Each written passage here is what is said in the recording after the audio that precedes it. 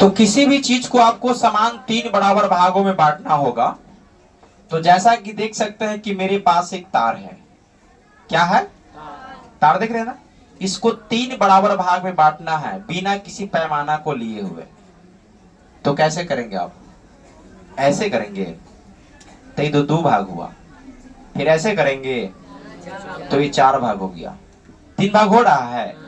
3 भाग करने के लिए क्या करना होगा पता है आपको? इसको इस तरह से इसका 3 ठो बनाना होगा टुकड़ा। कहेगा सर कैसे बना दिए? देखिए ये 3 लाइन है कि नहीं है? आप सबको दिखाई दे रहा होगा। कितना तार इसमें बना हुआ है? 3। और 3 बराबर भाग में इस तरह से इसको बांटा जाता है। जैसे पूरा गया, इसको अनुमान द्वारा देखिए लिए 3 हुआ ना। तो यहां पर भी हम एक रेखा खींचेंगे, जैसा कि क्वेश्चन में कह रहा है कि बिंदुओं 4, -1 और -2, -3 को जोड़ने वाले रेखाखंड को सम त्रिभाजित। क्या कर रहा है? सम मतलब होता है समान, त्रि मतलब होता है 3, भाजित मतलब होता है बांटना, बंटवारा करना।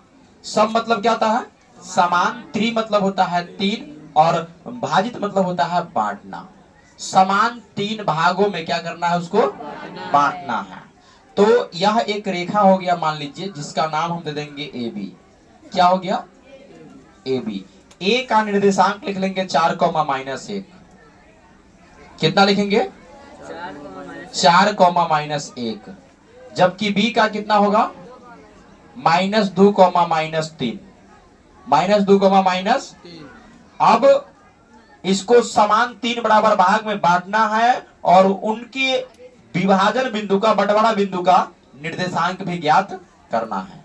ठीक है, तो इसको अनुमान से 3 घर बनाइए। क्या एक घर ही हुआ?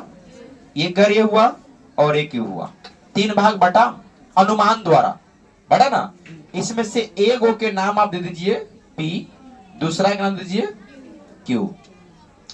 अब ये अनुपात इसका क्या होगा? इसमें अनुपात लिखना होता है। देखिए तो क्वेश्चन में अनुपात दिया है? बोलिए दिया है? यहां अनुपात लिखना है। और कैसे अनुपात को लिखेंगे अपना से, इस बात पर ध्यान दीजिएगा। जैसे P के अनुपात लिखना है ना, तब P के इस तरफ देखिए कितना घर है? 1, तो इस तरफ 1 लिखिएगा। यहां अनुपात के चिन्ह दीजिएगा। और P के इस तरफ कितना घर है? तो एगो घर और एगो घर, 2 घर हुआ ना। मतलब ए बी रेखा का 2 हिस्सा इधर है और 1 हिस्सा, तो इधर लिखेंगे 1 और इधर लिखेंगे 2। तो यह हो गया 1 अनुपात, बोलिए 1 अनुपात 2। अब ठीक उसी प्रकार से अगर हम बोले कि Q का अनुपात क्या होगा, तो ए बी रेखा खंड है, उसका जो Q बिंदु उस पर है, तो Q बिंदु कहां पर है? ए बी के 2 हिस्सा इस तरफ है, Q के बायां साइड, तो इस तरफ लिखेंगे 2 और अनुपात Q के दाहिना साइड में क्या हिस्सा है? 1 हिस्सा, तो इधर क्या लिखेंगे? 1। इस प्रकार से इसका क्या हो गया? अनुपात। मैं थोड़ा सा आपको समझाऊंगा अलग। मान लीजिए कि कोई एगो रेखा दे रखा है और उसको सम त्रिभाजित 3 भाग में नहीं, 5 भाग में। कितना भाग में? मान लीजिए कि 5 भागों में बांट रहा है। 5 भागों में बांट रहा है। कितने भागों में? तो आप क्या करेंगे बताइएगा जरा सा। इसको आराम से 1, 2, 3 और अब देखिए क्या घर बना? 1 घर, 2 घर, 3 घर, 4 घर और ये 5 घर बन गया ना। 5 बराबर भाग में बट रहा। अब इसका अनुपात जब लिखल जाएगा तो ई मान लीजिए P हो गया, ये Q हो गया, ये R हो गया, ये S हो गया। तब P का अनुपात क्या लिखेंगे? हम एक क्वेश्चन पर आपको अनेक बताने की कोशिश कर रहे हैं कि यहाँ सम त्रिभाजित दिया है, उसका मन करेगा तो 5 भाग कर सकता है, 7 भाग कर सकता है, लेकिन उतना बड़ा भाग नहीं करता है, क्योंकि 2 नंबर में क्वेश्चन में कितना बनवाएगा भाई? ठीक है, लेकिन आपको समझा दे रहे हैं कि अगर कोई पूछ दे, एग्जाम में ना पूछे, कोई अलग से ही पूछ दे कि बताओ तब 5 भाग में बांटेंगे तो उसका अनुपात कैसे कैसे लिखोगे, तो उसके लिए बता रहे हैं। अगर P का अनुपात होगा तो कितना होगा बोलिएगा? ई ना कहिएगा कि 1:2 ना।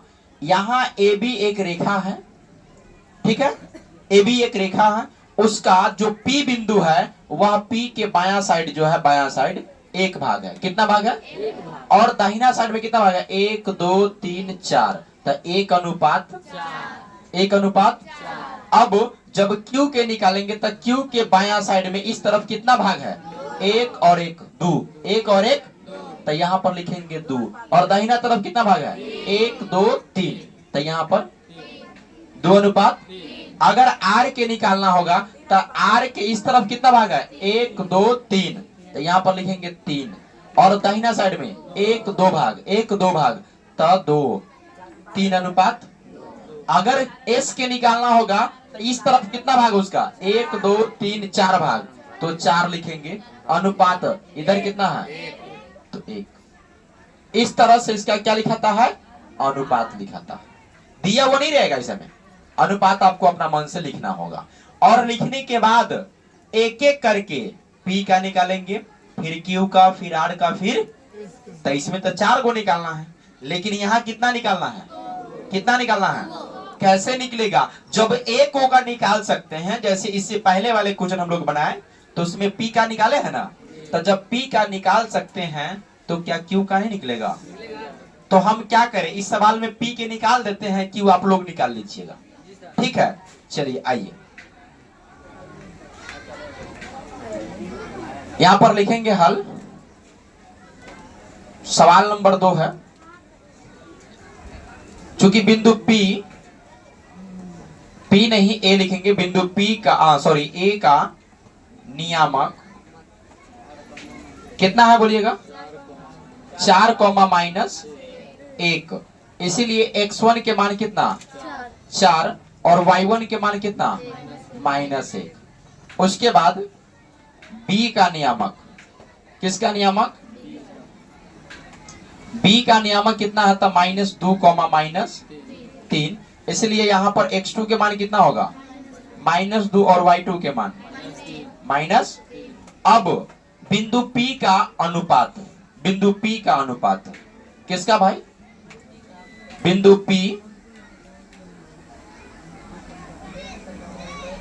P का अनुपात। तो अनुपात कितना दिया हुआ है इसका? 1:2। इसीलिए हम क्या मान लेंगे यहां पर? M1 बराबर 1 और कॉमा M2 बराबर 2, इस तरह से मान लेंगे इसको, ठीक है।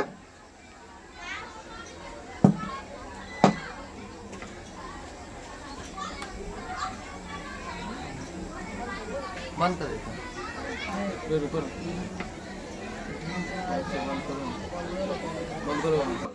तो यहाँ बिंदु P का जो अनुपात है वह 1:2, तो 1:2 लिख दिए। इसलिए M1 का मान 1 होगा और M2 का मान कितना हो जाएगा? 2। उसके बाद क्या करेंगे हम लोग? लिखेंगे क्या? विभाजन बिंदु P का, विभाजन बिंदु Px, y का नियामक बराबर, आप सबको सूत्र पता होगा, बोलिए।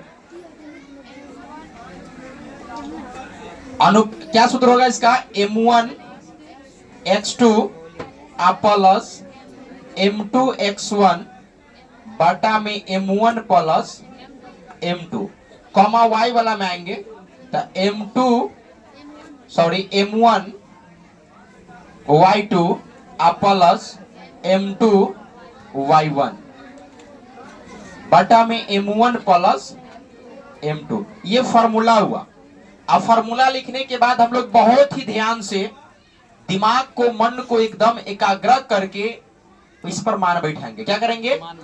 चूंकि मान गलती तो आंसर गलती, और एक बार ना मन, एक बार बोलना है कि मान को एकदम ध्यान से बैठाना है। कैसे देखिएगा? एकदम से M1 के मान कितना है, तो इसमें देख लीजिए M1 के मान कितना है? 1। M1 के मान कितना है? तो 1 लिखिएगा। और इस बीच में कोई चीज नहीं है, M1 और X2 के बीच में कोई चीज नहीं, मतलब गुणा। कोई चिन्ह नहीं, मतलब गुना।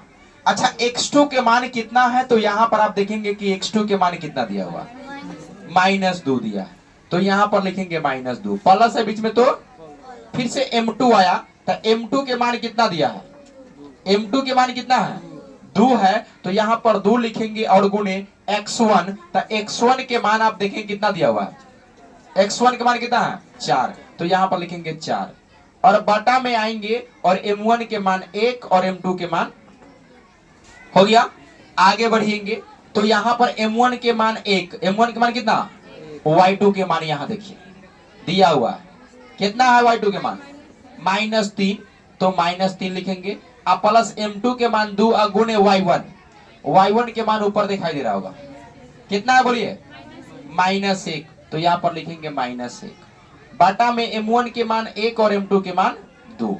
अब फाइनली देखिएगा ध्यान से, मान बिल्कुल सही बैठा हुआ, बिल्कुल सही बैठा हुआ, क्योंकि हम मान बैठा रहे और आप लोग सबके सब देख रहे हैं। आगे बढ़ेंगे, इसको हल करेंगे, तो प्लस माइनस जब गुना होता है तो माइनस होगा, तो 2 1 आई 2, यहां प्लस से प्लस में गुना होगा तो प्लस, 4 दूना के 8, बाटा में 2 गुआए को जोड़ दीजिए क्योंकि प्लस है, कॉमा ये प्लस माइनस गुना होगा तो माइनस, 3 1 आई 3, उसके बाद प्लस माइनस माइनस, 2 1 आई 2, अब बाटा में कितना? 1 गुआ 2 गो 3 गो। आगे बढ़िए, 8 प्लस में 2 माइनस में क्या दिया हुआ?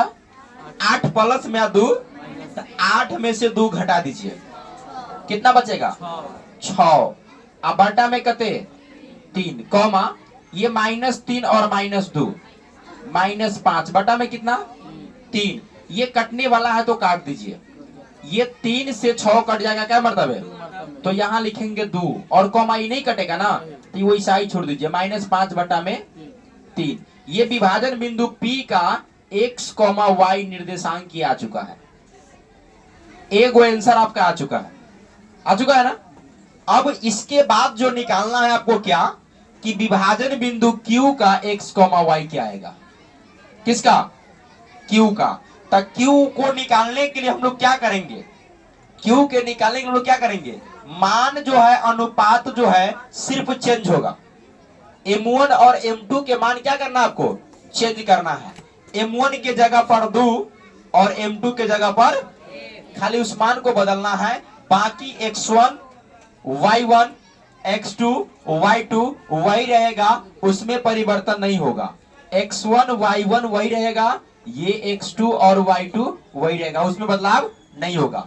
तो उम्मीद करते हैं कि जिस प्रकार से हम P का निर्देशांक निकाले हैं, ठीक उसी प्रकार से आप Q का निकाल लेंगे, निकाल लेंगे। Q निकालने के लिए क्या करेंगे आप लोग? सिर्फ अनुपात जो है यहां पर चेंज करेंगे, ठीक ना, यहां लिखेंगे बिंदु P के जगह पर Q, क्या लिखेंगे? Q का अनुपात कितना? 2:1, और m1 के जगह पर 2 और m2 के जगह पर 1, तब यहां लिखेंगे विभाजन बिंदु P के जगह पर लिखेंगे Q, और x, y के निर्देशांक फॉर्मूला वही रहेगा, मान बैठा करके आपको हल करना है, तो ये Q वाला मान निकल जाएगा।